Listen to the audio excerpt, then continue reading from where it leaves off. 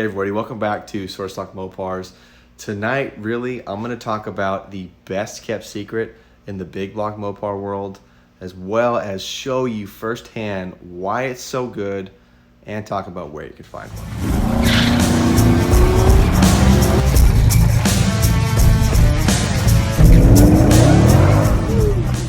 All right, now the engine I'm talking about is factory. Mopar actually made it.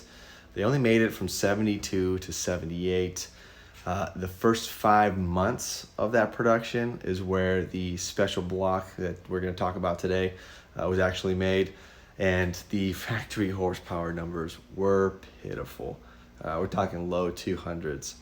Now, if you've been building Mopars for a little while, you may already suspect where I'm going with this. The engine that I'm going to talk about today is none other than the famous 225 slant. Just kidding. I love the slants. That's not what I'm talking about today. I'm actually talking about the 400 cold weather block. Now, before you call BS and start scrolling through the suggested videos thinking this guy doesn't know what he's talking about, I promise, wait till the end of the video. I'll show you exactly why this cold weather block is so cool and so strong. And even aside from the cold weather block, just the 400 by itself is such an amazing package. So whether you get this special block that I'm going to show you, or if you've got something on the later end of the year spectrum, 76 to 78, these are still fantastic engines. If you look at some of the other YouTube channels, some of the guys that are building cars for No Name Nationals, even just Mopar Joe, he's building a 400. I know Ruben from Muscle City Madness, he's got a 400 in his Roadrunner. These 400 engines, well, they were the smoggers. They were super slow from the factory, and they were really hidden in that, especially because they just came after the 426 Hemi and all the other cool stuff. But when you build them, they're phenomenal. Now, before I dig into cold weather block specific stuff, I do think it's really important that I talk about the 400 block as a whole. So the 400 block, I mentioned it came out in 1972. Ran until about 1978. So about 7 years of production. They were trying to get as much of their money's worth as possible. By they, I mean Mopar. They put all that R&D money into it. So they were putting these into motorhomes, trucks, Ram Chargers, Trail Dusters, B-bodies. If it came with a big block option, there's a good chance that a 400 was offered. And so when it comes to trying to find these, you can go to pretty much any of the older junkyards, and if they've got what I just mentioned, you have a good shot of finding a 400. So the 400s are based on a B block, right? So they're based on like the same design as the 383, but with some significant upgrades. So just looking at the spec sheet of a 400, right, its bore is a 4.342. And this is the largest bore that Mopar has ever made into an engine that's offered in a commercially offered vehicle for pedestrians. Not pedestrians, but you got what I'm saying. Whatever. So I'm not gonna edit that out. I'm just gonna keep that in there. So it's got the biggest bore, but with that, what's so cool about this package is, yes, it's got a huge bore, but it's also got a relatively small stroke. So the stroke is 3.38 of an inch. Or 3.38 inches.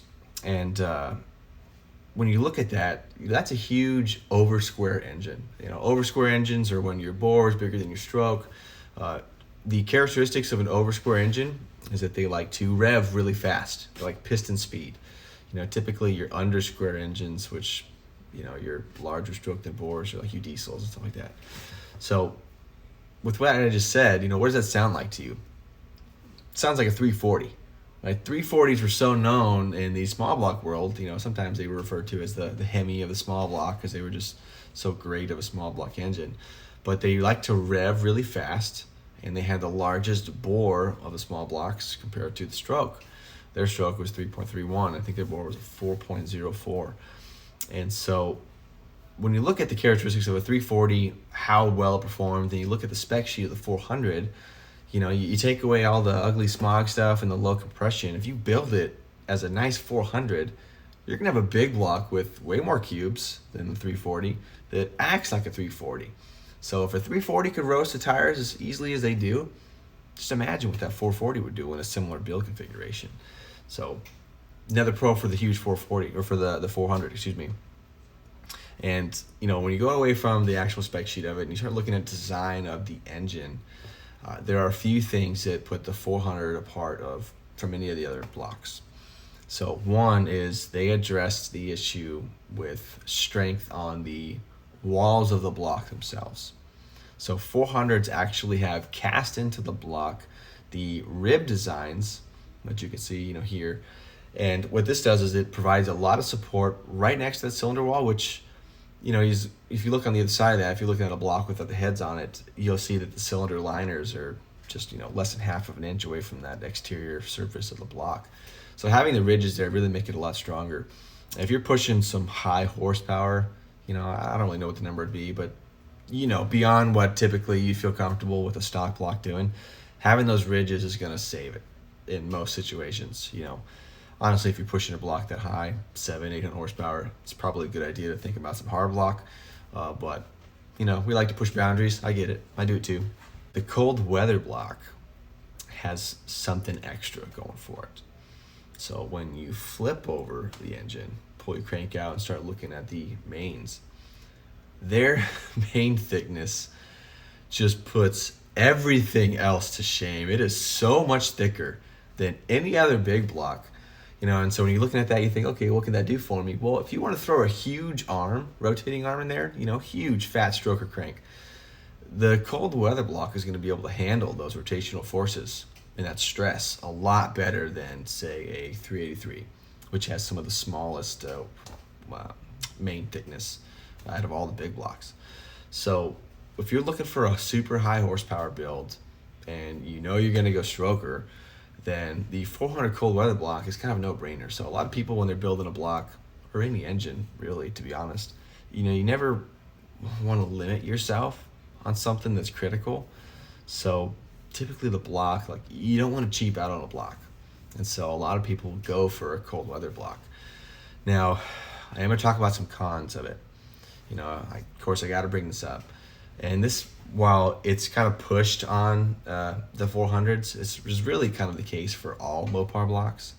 But, back in the day, they suffered from core shift. In fact, all the companies did, GM, Ford.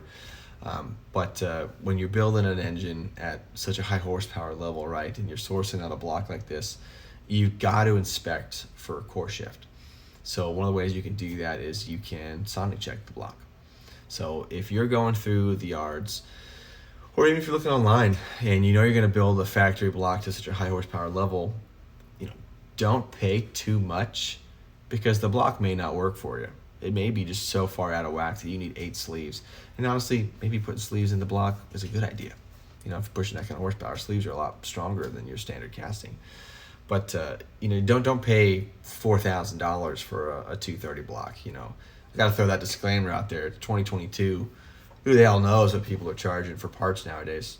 But I can tell you for sure that it's going to be way cheaper than a 426 Hemi block or a 440 Magnum block. So if you're building horsepower, go for the 400. Now, a couple quick and easy ways you can identify a cold weather block, aside from tearing it apart and looking at the mains. You got to look for the casting number first. So if you're looking for the 230 block, that is going to be indicative of a potential cold weather block. Just because you have a 230 block does not mean you have a cold weather block. There are a lot of 230 blocks out there that are the standard size main thickness or main webbing thickness. What you really need to find is a 230 block with a casting date on or before November 15th, 1971. They only made those cold weather blocks for the first 5 months. Part of it was because it was a brand new design and they were throwing more material onto the engines. I'm sure there were some other reasons that Mopar probably wouldn't disclose, but whatever. So just note, you're looking for a 230 casting. You're looking for a casting date on or before November 15th, 1971. And then, of course, if you're going to a junkyard to buy these, or if you're going Craigslist, you also want to look at some of your standard stuff, right? Don't get an engine that was overheating or sitting out in the elements and is rusted to beyond belief. You know, you go through all your due diligence when you're buying the engine like you normally would, but just note when you're looking for the cold weather block, you need to have those two stipulations. So, and of course, you're building 5 horsepower, please get them sonic checked. So I've got this one, and to be honestly, I'm not really sure what I'm gonna do with it. I picked it up right before the pandemic, and I picked it up as a complete engine. So I've got the heads, I've got everything else with it. I've been buying parts for it, thinking I was gonna do a build similar to some of the strokers, a little bit off. So I've got pistons, I've got things like that, which are right above me is what I'm looking up. But I'm still not quite sure if I'm gonna put that engine into something. Originally, I bought it for my great grandmother's Barracuda, which is now getting the Viper V10.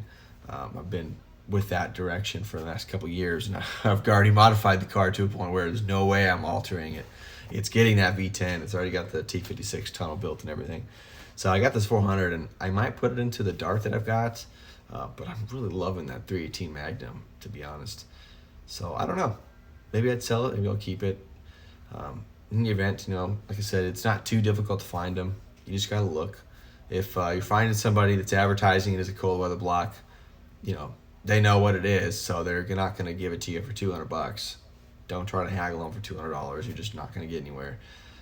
But you could still get it for a pretty decent price compared to your other options. So if you've got any questions on the cold weather blocks, you want me to look at specific things in the block, whatever it may be, you know, shoot me a comment or direct message. You know, let me know. I'll take some photos for you, post it on the page or whatnot, or even send it directly back to you. So all trying to help each other out here, right? So we Mopar people do. With that said, thanks for watching, everybody, and we'll see you next time.